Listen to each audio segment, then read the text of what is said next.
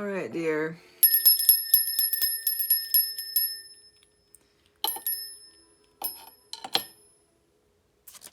Let's start off your reading with little Edith Piaf in the background. Oh, the autumn leaves. All right, well, I call upon the spiritual guardianship and counsel of both myself and Graham Parrish, asking for pertinent wisdom, support, etc. for this time of the snow moon, the Leo full moon, February 2025.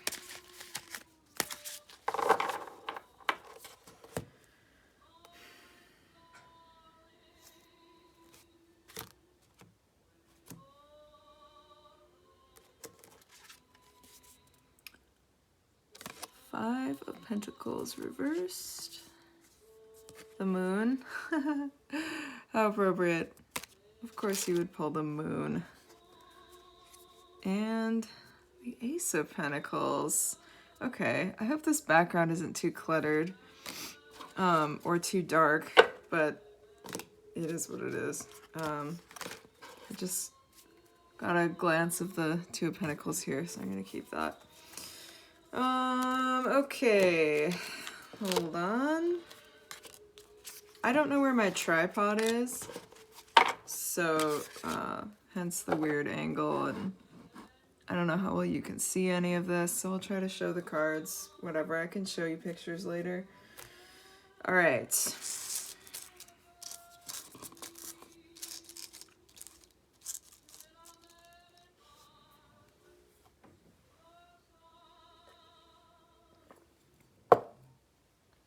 Well, first card, let me put these in order that I drew them. So first card, first primary energy of the reading, Five of Pentacles reversed. The Five of Pentacles is a card of struggle and strife. It's about being left out in the cold and at the same time kind of being on the precipice of salvation, but it's something you might be overlooking or something that you're just struggling towards. So that card coming out reversed is interesting because that would indicate the opposite of that energy, or maybe that energy coming to a close. Then we have the moon, which often signifies the unconscious, the unknown, your Cancer ass. Note the little crab man there. Sorry, this is so dark, but I can't do the big light right now. Yeah, the moon represents like fears, illusions, the unseen, dreams, of course. Basically the subconscious, the total subconscious. So you'll want to be paying attention to that and being aware of those energies. Again, this is your full moon reading, so of course the moon comes out. Yeah, but delving into your subconscious, your dreams, the messages there, I think that is going to help you navigate your way through the turning of this Five of Pentacles energy. I do sense that this energy is coming to an end, or that's what this reading is indicating, because we also have the Ace of Pentacles. So of the like primary three cards we drew, this one, this one, this one, first, second, last, this would be what's coming. That's my interpretation anyway. So this is a new beginning, financially, materially, security-wise, anything having to do with your material existence, your physical health, your home. A lot of people read it primarily financially, but I think it goes beyond that. But this could definitely be like a new venture, a new opportunity, a new living possibility. Yeah, again, anything in the material realm. So, and then I caught a flash of the Two of Pentacles, which just kind of jumped out at me, so I decided to take it. And that obviously would be the next step following the Ace of Pentacles. So that's about like finding the balance between some aspect of your life. Could be like your work-life balance, your finances and your emotions, or I shouldn't say your finances strictly, but your material wealth and your emotional realm. Yeah, do with that as what you will. I would definitely recommend just digging into any of these cards in particular that jump out at you. I was going to use the Rider-Waite deck, but then I just found this one and I totally forgot I had it. And it's pretty fucking sick. It's the Intuitive Night Goddess Tarot. So maybe I'll read from the book in a bit, but first I want to draw some clarifying oracle cards.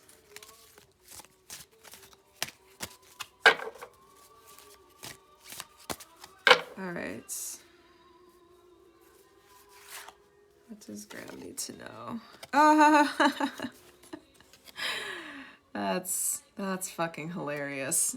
That is fucking hilarious. I just did a reading for myself before I started yours, and before I started the reading, this is another deck that I was like, oh yeah, I forgot I had this, and this one is like dream archetypes or something like that. So I like find this deck, forgot I had it. This was the card that I like saw as I was shuffling it, and I was like, oh, that's a sick card. I think it jumped out when I was shuffling it. Then I read for myself and I draw this card. No shit. I shit you not. And now we draw it for you. So that's just the funniest thing in the world. This shit always happens, and it's why I never get sick of this, I guess. Anyway, again, lots of beautiful moon imagery here. And this one I'm going to read from the book because it was kind of interesting. The shadow, it's kind of an interesting interpretation on the shadow. Obviously, there's like the kind of standard Jungian, I guess, view of like the part of your psyche that it represents, although there's nothing standard about Jungian analysis. So yeah, not to like belittle it, but I guess the pop cultureification of that concept of just like, oh, it's everything dark about you. It's all of your like negative attributes that you don't like, and the things that you, just bad things. And it's not bad at all. And the shadow is a very complex, mysterious little creature that we all have to grapple with and integrate. Again, integration, balancing these like two disparate elements within yourself and unifying them for eternity. Anyway, okay, this is what the Dreamscape Oracle book has to say about the shadow card. Gaia pulls the veil of the universe high into the heavens to reveal the line of moons spinning down the Milky Way from dark to full and back again. Her actions turns around. Sorry, I'm so tired. Reading is hard. This whole thing is hard, so just bear with me. Her action turns around, giving us the time to delineate between the waking moments and the dreamlike states that murmur into our ears. Literally the moon card. The same energy. Same lessons. Just ridiculous. The shadow phase of the moon provides us with the perspective to see clearly. Use this time to discern reality from imagination. When the planet is in its shadow phase, it is a powerfully magical time that allows us to see. It is an honor to gain access to the dreams of the universe. Use this time wisely. Okay. So this is about you being depressed. I'm just going to read this again because it's going to put it better than I probably can. The shadow phase of the moon provides us with the perspective to see clearly. Use this time to discern reality from imagination. When the planet is in its shadow phase, it is a powerfully magical time that allows us to see. It is an honor to gain access to the dreams of the universe. Use this time wisely. So, go within. Seriously, keep a detailed dream journal, meditate, and try to embrace the darkness, which is also the lesson of winter. So you are just in a winter season. That doesn't mean like go full bed rot all the time, but that can be an element of it. Just focus on taking care of yourself and trying to learn what the darkness within has to teach you. Boom. Okay. What else? I have so many things I want to throw at this reading. You're getting the whole fucking gamut of... I'm just realizing how many goddamn divination systems and cards and shit I own. It's really added up. Anyway, these are cool Celtic shields. I can't remember what they're called. You'll see. They're fun. Let's draw one for you. Ooh, very colorful. Okay, I'll just try to give you a look at this bad boy first. Maybe I should... Is that better? Kind of. Oh, way better. Nice. Haha. Alright, so as you can see, kind of the opposite vibes of the shadow energy is this beautifully intricate psychedelic rainbow by Alana Fairchild. I remember the author of this book. I don't know if she's the artist, though. That's what I need to find out, because the art on these is fucking insane. Anyway. Okay. From quiet and peaceful to rapturous and vibrant, I feast upon the sumptuous banquet of my soul's journey of rainbow wisdom. Wow. That's pretty fucking esoteric. It's like around the outside of the card, so I'll read that one more time. From quiet and peaceful to rapturous and vibrant, I feast upon the sumptuous banquet of my soul's journey of rainbow wisdom. So yeah, these ones don't have a guidebook or anything. They just kind of have these like abstract little mantras, and they really are, these are a great little meditation tool. If you were wanting to get yourself a deck, this wouldn't be a bad one to get. Whatever it's called. I can let you know later if you want to know. Anyway. I just like think of them as like these little shields I can hold on to. The little mantras, and visualize this insanely beautiful rainbow shield that you can arm yourself with. Okay, moving on to some Native North American spirit animals. A classic. I can't find the book for this, so it's going to be a little more open-ended interpretation, I guess.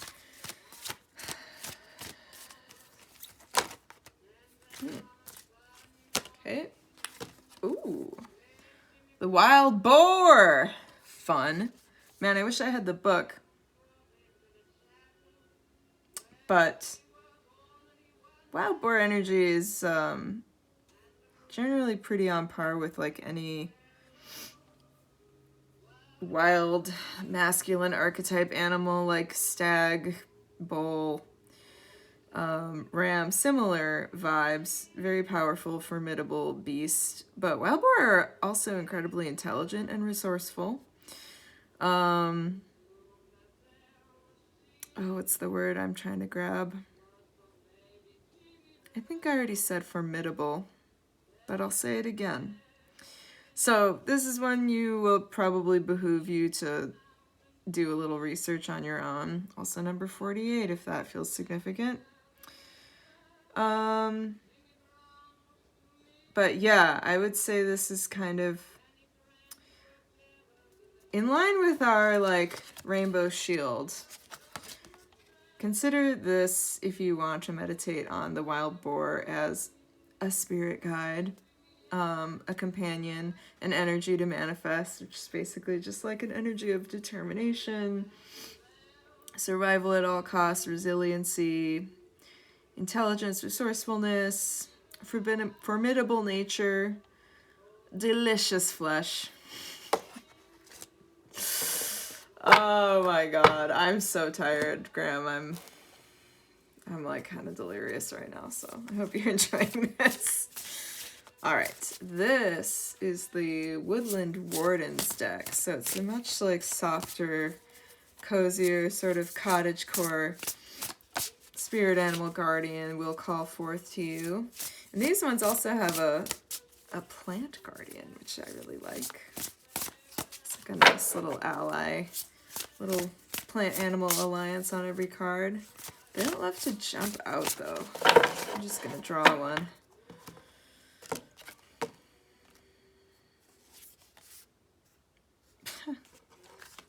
Okay. You got the Squirrel and Chestnut. Preparation. Which is just fucking perfectly tied in with the wild boar. Two animals that rely heavily on mast crops. Okay, where's the book on this one?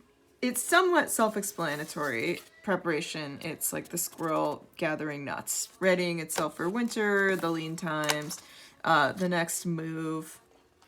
Or it could be also the squirrel digging those nuts back up again in the spring. And the abundance that comes from the nuts that the squirrel forgets to dig up. All right. This is number... They had to be all cute and use Roman numerals, so it is 29.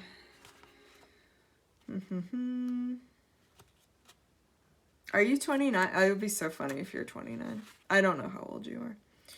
All right. Oh,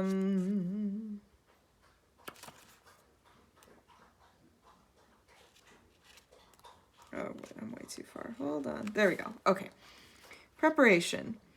To ensure sustenance through the winter, the squirrel buries its nuts, hiding them from other squirrels and predators. Chestnuts, small nuts that grow into large productive trees, are symbols of abundance. Together, the squirrel and chestnut remind us that careful preparation will often yield riches. Upright, you have prepared well and can expect to enjoy the fruits of your labor. Your resourcefulness and foresight will be rewarded. Reversed, which I don't know, just take this as it lands.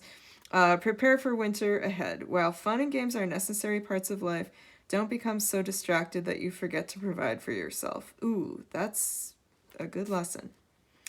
I feel like if you're in this like season of feeling darkness and struggle, that reverse might kind of hit. So don't become so distracted that you forget to provide for yourself.